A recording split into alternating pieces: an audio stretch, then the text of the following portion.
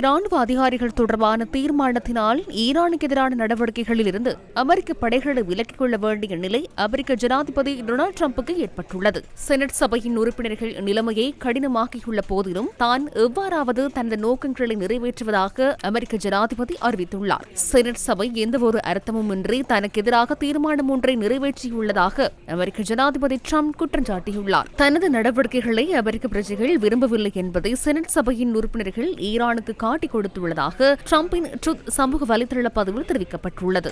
ஜனநாயக கட்சிக்கு ஆதரவு அளித்த 4 குடியரசுக் கட்சி உறுப்பினர்களும் டிரம்பின் கடுமையான விமர்சனத்துக்கு உள்ளாகியுள்ளனர். வரலாற்றில் முதல் தடவையாக அமெரிக்க செனட் சபையும் அதன் பிரதிநிதிகளும் தீர்மானம் ஒன்றை நிறைவேற்றி அமெரிக்க ஜனாதிபதியின் இராணுவ அதிகாரங்களை கட்டுப்படுத்த நடவடிக்கை எடுத்துள்ளன. இந்த யோசனை 50-48 என்ற வாக்குகள் வித்தியாசத்தில் நிறைவேற்றப்பட்டுள்ளது.